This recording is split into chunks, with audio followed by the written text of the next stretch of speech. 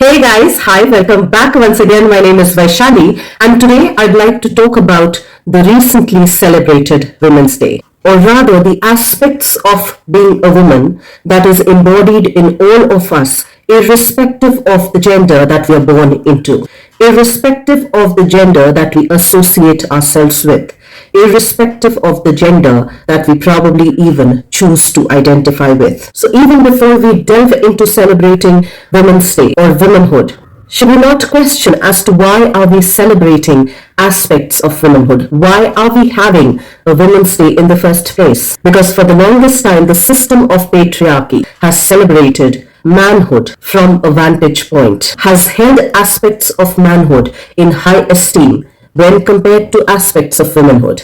And therefore, quite naturally, womanhood, or the aspects that we associate with being a woman, fell on the back burner, was not given due importance and due credit. And once again, I'd like to mention that I'm not particularly talking of women as a gender, but the aspects of women in us that we all embody, the aspects of man in us that we all embody. And to some degrees, we all have varying degrees of womanhood and manhood in all of us. To me, metaphorically speaking, it's like talking about celebrating Independence Day when we have been subjugated to slavery for a very long time. Nations and people who have not been subjugated to slavery or who have not experienced any kind of a subjugation under somebody do not necessarily celebrate Independence Day.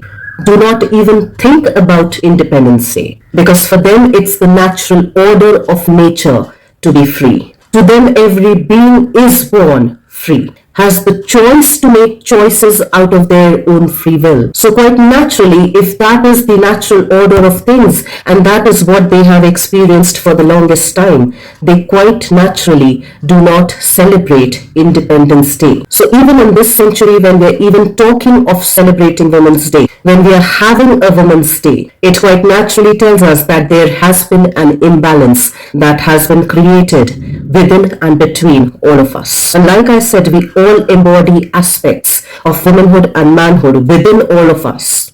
If there's an imbalance, there is an imbalance within that aspect, within all of us as well, wherein we're trying to shun down aspects of ourselves in order to elevate the other, wherein we are almost ashamed to embody one aspect within ourselves. So quite naturally, not to feel the pinch of that shame, we overtly push and project the other aspect about ourselves, not only externally, but even within our own psyche, within our own thought process. And in my personal opinion, the best representation of womanhood and manhood was best exemplified in the movie and through the movie Mary Kom. Here was this woman who fought like a street fighter. Here was this woman who owned her aggression. Here was this woman who was not afraid to show her anger, the qualities that we generally associate with a man. She was brutal, she was ruthless, she was merciless when she stepped inside the ring. And yet, when she decided to partner up with somebody as their wife,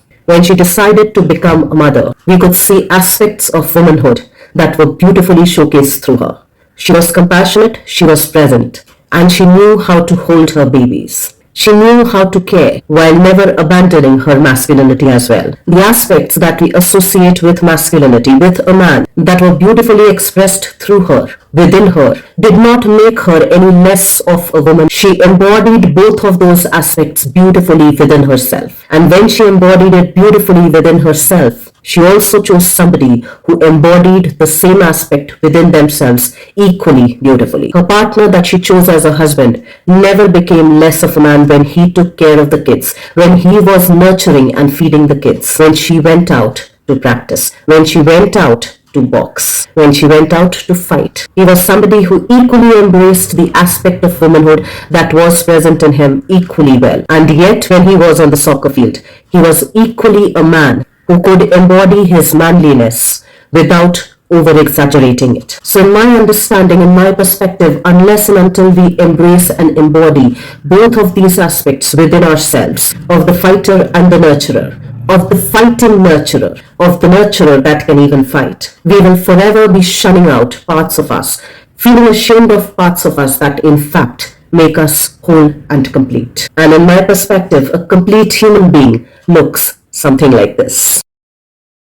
And as Carl Jung had said, wholeness is not achieved by cutting off a portion of one's being, but by integration of the contraries. And if I could edit, I would edit contraries as counterbalancing forces. The two seemingly opposing forces that in fact balance out each other, that in fact make anything and everything whole and integrated.